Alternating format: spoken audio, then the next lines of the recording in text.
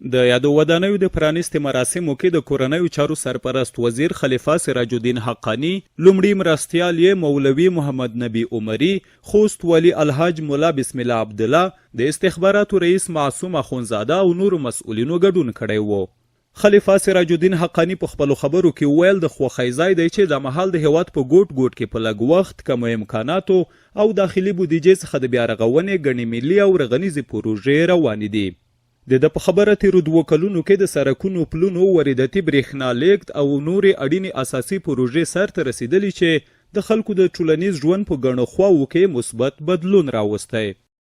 الحمدلله د نظام د خدماتو ټولو وړتیا چې کومه ده هغه په تعمیراتي لحاظ چې کومه ده او ورځ تر بلې باندې کارونه الحمدلله پیشرفت کوي.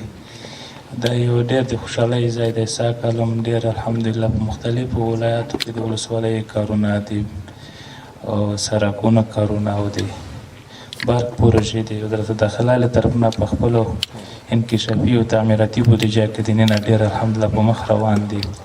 خلیفه سراج الدین حقانی له ولسونو وغوښتل چې د اوسني نظام د ملاتړ ترڅنګ هغو بیرته راستنېدونکو افغانانو ته چې په دې سخت حالت او یخ موسم کې له ګاونډي هیواد په زور او نامناسب ډول رالیږل کیږي خپل کورونه، خوراک، پوښاک او نور وسایل شریک کړي او لاسنیوی وکړي. زموږ تاسو مشرتابه چې کوم د جناب علي قدر امیر المؤمنین صاحب حفظه الله او په کامله معنا باندې د مهاجرینو د خدماتو لپاره یو د جناب رئیس الوزرا په مشرۍ مجلسونه وکړو. بیا د رئیس الوزرا اداري مرستیال په مشرۍ کې عالي کمیسیون تشکیل کړ. 12 کمیټې خدماتو لپاره ورته تشکیل کړي. د مهاجرینو په انتقال کې د موضوع په دې یادوم چې اوسنی مشکل دا شوی دی چې خلکو ته هیڅ د پرمختګ کارونه، د خوشحالۍ کارونه سړي شوق نه پرې راځي.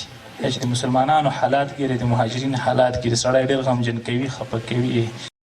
خلیفه سراج الدین حقانی وویل د اسلامي امارت له بیا ځلې واکمنېدا راهیسې په هیواد کې د مخدره موادو پر ضد کلکه او جدي مبارزه شوې او هغه امنیتي ګواښونه هم له منځه وړل شوي چې دوی یې په دوحه کې له مقابل لوري سره د عملي کولو ژمنه کړې وه. خوست والي الحاج ملا بسم الله عبدالله هم په خپلو خبرو کې وویل چې ټول ملت باید د اسلامي امارت حمایه او ملاتړ وکړي ځکه دا د افغانانو او مجاهدینو د وینو په پایله کې راغلی دی.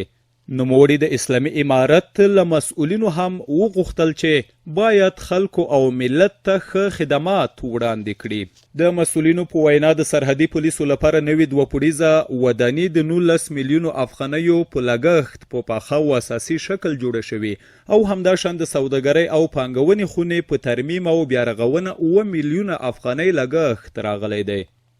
د کورنیو چارو وزارت د تعمیراتو رئیس مولوي شریف الله الهام او د خوست سوداګرۍ خونې رئیس نواب امیرزی وایي یا تعمیر په 2 منزله کې جوړ شوی ده.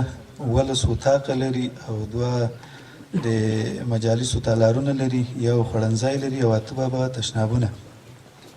په یا تعمیر باندې شاوخوا 19 میلیونه افغانۍ لګښت راغلی چې چارې د شهاب وزیري شرکت لخوا مخته تللي دي. او دغه د ترمیم اساسي علت دا و چې موږ عواید لاسته راوړل په امنیت کې برکات دی او د برکات په اساس موږ عواید زیات شول او د دغه عوایدو د زیاتوالي په نتیجه کې موږ اتاق تجارت ښه جوړ. د یادونې ده چې نږدې موده کې به د قلندر ولسوالۍ ودانۍ او برېښنایي سیستم رغونې ترڅنګ د ټولو پوځي قطعاتو او حوزو لپاره هم نوې ودانۍ ورغول شي.